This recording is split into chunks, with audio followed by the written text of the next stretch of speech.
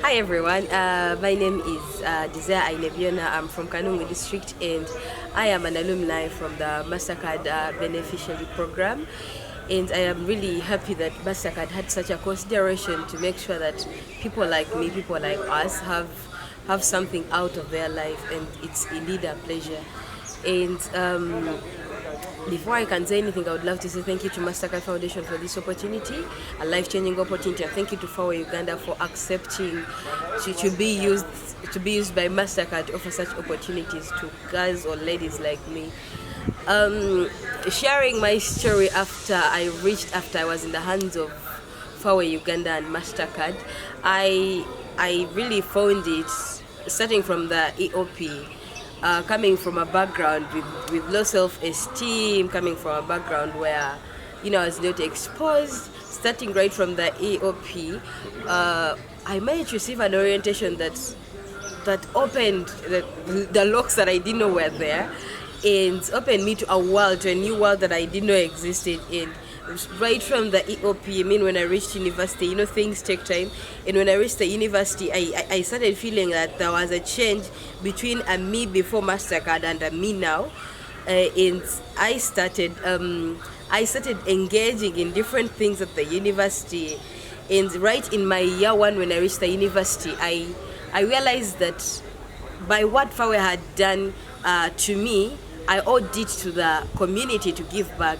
In coming from Western Uganda and studying from Northern Uganda, I noticed that around the university there were children who were always around the university selling oranges here and there during school period. So at some point I took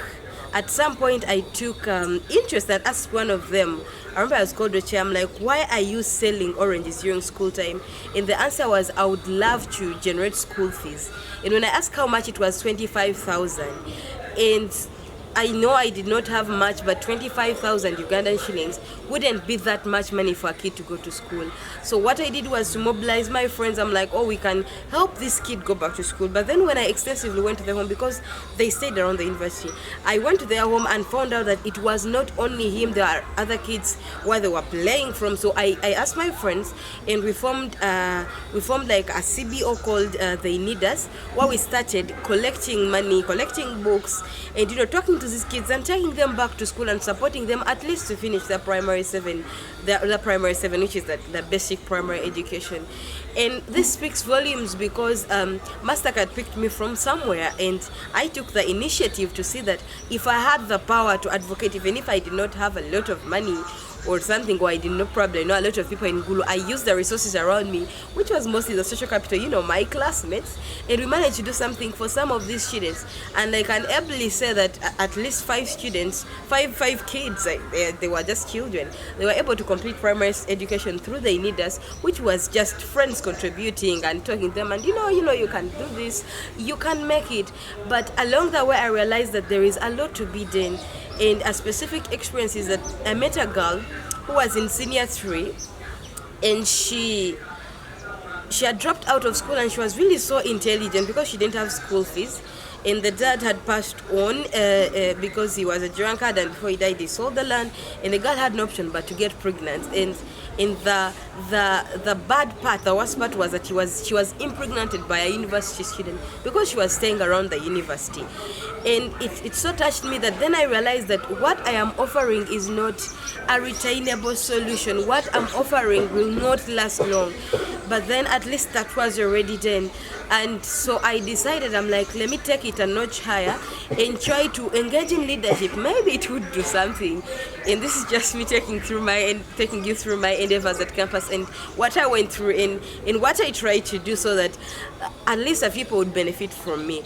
So in that engagement, of course, I engaged with very many people at campus, the youth-led organizations. With the Need Us, we partnered with very many organizations organized. We participated in the Good Deeds World Day, which is is like an international day recognized in April. And we also connected with Harlem's Debate Forum, which is also another youth-led organization, to launch the 5,000 pads campaign in northern Uganda, in Gulu to be specific, which we did, and all those were a success. We launched a campaign about gender-based violence, and we managed to impact some lives. And all I can say is that this was through Mastercard. And so I decided in my second year to contest. This was a very, very hard thing to do. University politics is not that much easy. And so when I contested as a woman representative for the entire university, and this was not something very easy. Yes, I'm passionate about gender, but there's a lot of politics, and I really wanted to lead and not to be in the politics. But anyway, you cannot be in leadership without politics. So I managed to contest and won Nanari, which is, and by the grace of God, I did win. And I was appointed Deputy Prime Minister. Now I was in position of power. And coming from a girl before who had low self-esteem, who believed she was really ugly, who believed that she could go nowhere, who came from a very poor background, and here I am, a Deputy Prime Minister of Gulu University in a very different region of the country. It is just amazing to see how much I could achieve simply because I had been spoken to. Some words of life had been spoken into my life through the mentorship sessions, and a lot of things. FAWE managed to secure us mentors at the university, and I happened to get an amazing mentor, and this did wonders for me because you can't imagine I couldn't miss class because I had a mentor. And those are some of the amazing stories. But back to the main topic, I became a leader, and through this leadership, I managed to reach a lot of girls and actually realized that there are a lot of cases of sexual harassment, for example, at the university. And this is a very, very, very a delicate topic in which we had to tread in carefully. And as a woman representative also, when I was contesting, they asked me, why do we have women all over, girls, feminism and stuff. And then I also realized it clicked that, oh no, we are focusing on women and we are forgetting that we have boys. So we are empowering women to get married to boys who are not empowered. And then we are seeing all these issues coming up, gender-based violence, a lot of divorces in marriages, and then we ask, why is the foundation? But yet I realized that there was an imbalance. So in my leadership time as a Deputy Prime Minister and a woman representative, I think the most important thing I did to me was to reach out to my fellows and talk to them about this and help them understand and discover who they are and check self-esteem. Boy or girl, you're who you are. Accept yourself and venture into this. And that came to a close. Definitely everything comes to a close because my leadership ended. And thank God I graduated. No retakes. I'm really grateful. And now from the life of being pampered, from the life of, Mastercard looking after me, I had to venture into the real world. And, it is hard. I will not say it is very easy. It is hard, but given still I can reflect on the EOP, given the fact that I was taught about the importance of social capital throughout my entire regime, or throughout my entire stay in Gulu, what I did was connect with people socially, make friends, and understand the importance of social capital. And I made a few friends, and after my school, I didn't have to go back and start from scratch. I stayed in Gulu, and some of those connections that I had made, I managed to secure myself a voluntary is more a voluntary traineeship role at Backup Uganda as a first-year trainee, where we deal with learning disabilities. We train teachers, especially primary teachers and education-related organizations, on how to identify children with learning disabilities and difficulties and take care of them. And most of these difficulties and disabilities are usually not considered. Dyslexia, dyscalculia, ADHD, this autism, these are things that we never consider in Uganda. And it was just an amazing push from just being a teacher in class to making sure that every child can learn. And that was an amazing opportunity for me. But reflecting back, when I was at campus, I met a special lecturer who always inspired me, Dr. David Monk, who actually helped me join a group called Long Life Learning. It's under the UNESCO chair. And under this program, we managed, it's just youth coming together to discuss. And through my engagement with them, because from the EOP I had been told that social capital is a crucial thing.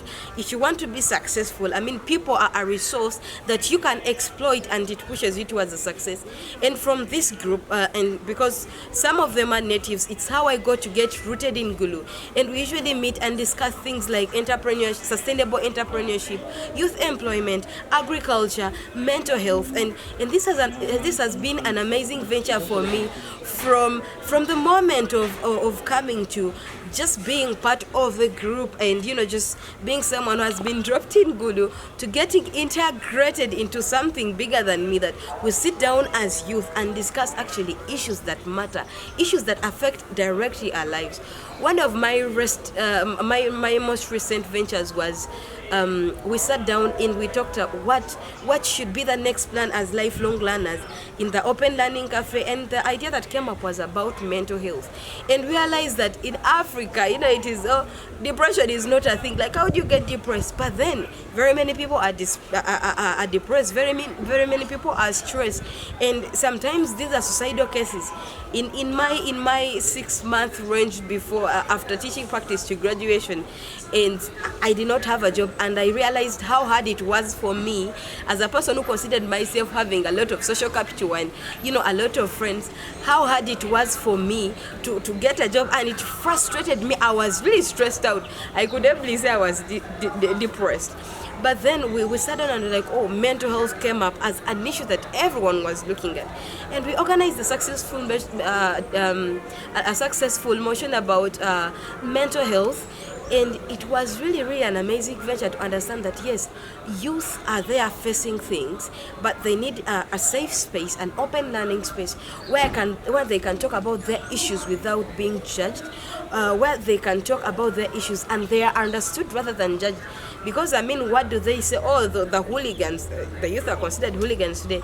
And I realized that so we can do something by inflicting a change, a change which cannot go back, because once we inflict this change and instill in the youth a mindset that no, you can do something about it. It's not bad for you to cry. It's okay not to be okay.